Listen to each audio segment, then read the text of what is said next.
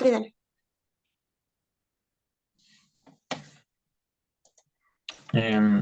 Hello everyone. Now we are going to present the Autonomous 4. Next. Okay, first of all, I'm going to present the difference between a model and template. Model is a teaching plan, is a document that outlines your goals for teaching a particular subject or topic. It also helps you organize your thoughts and ideas, making it easier for you to prepare for your classes. A teaching plan doesn't have to be complicated. In fact, the simpler it is, the better. The template. The templates can guide teachers as they design great lessons or activities. They are also powerful tools to use with the students, helping them organize their thoughts and ideas. And also templates give students a way to organize information and focus on showing what they know. Next.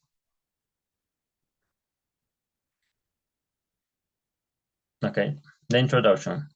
For introduction, we explore what it is that makes an effective lesson design through 7 principles, and all aspects of any lesson plan format should scaffold the thinking process that the teacher has followed in considering the lesson.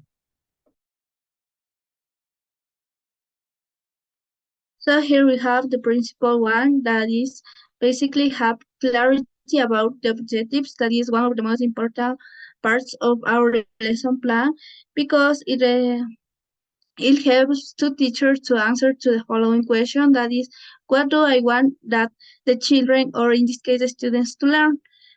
Also, the learning objectives have the origin taken by the curriculum that the Ministry of Education provides us. And finally, it is basically concerned about how the teacher and the students will be know the learning objectives and how to achieve during the learning process. In other words, it is the success criteria. Next. For the second one, for ensure structural alignment, we must know that an effective structured lesson must have the following elements, like the learning objectives, the success criteria, the teacher explanation and modeling, and tasks carried out by the students, and the feedback that the teacher gives. And here we must to do a difference between learning objectives and success criteria. Learning objectives specify the learning that is intended for a lesson. However, success criteria indicate how students can demonstrate that learning. Next. And the third principle, that is use key ideas to structure our lesson. It is what exactly the children need to learn during the whole process. For example, we have the chunks of the lesson that need to be aligned to guide children throughout the process, and those need to have logical progression and for what's achieving the learning objective.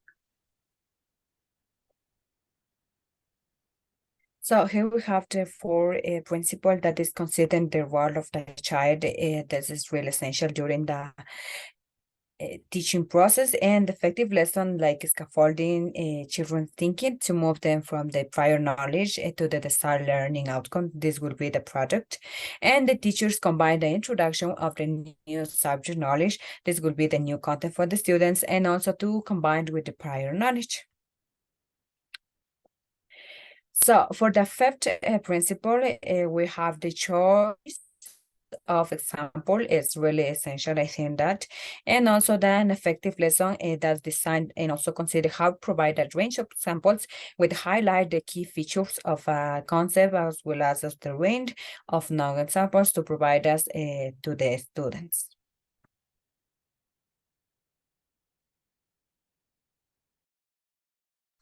Okay, now the principle 6, that is choice of resources, is also important.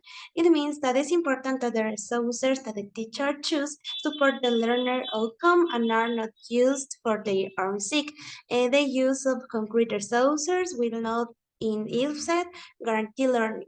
It means that the teacher must analyze the different resources in order to make the lesson a good way. And also with that, the different resources, the teacher are going to make that the students understand well the topic and make sure that all the students acquire the knowledge. Next.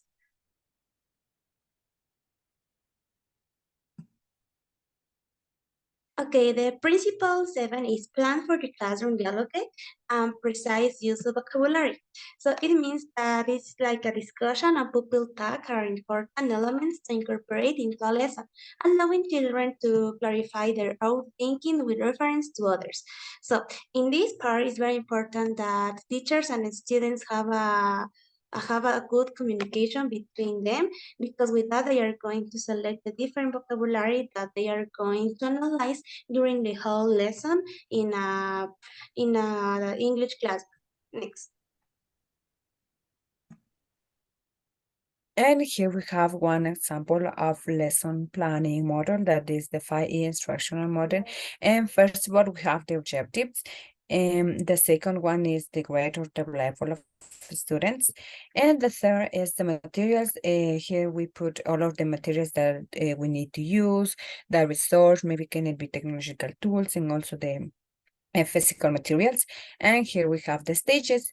First, we have the engage for the students. They can encouraged to discover new things, the exploration, that when the students can investigate about new content, the explanation, they need to use the previous information in order to explore more about the new information, and the elaboration when they need to create something about the topic, and the evaluation when the teacher is going to evaluate the students.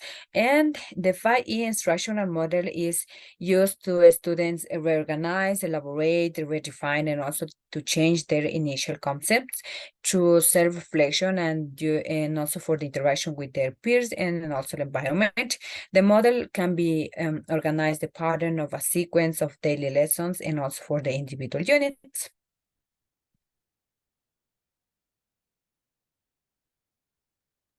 Okay. Um, So now, as a conclusion, we said that the 7 principles discussed in this chapter may be more useful for planning for effective teaching and learning than any one prescribed lesson structure. So as you can see, we analyze different lesson plannings and different principles in order to make a lesson plan a good way in order to improve the English lessons. So thank you, teacher. That is all.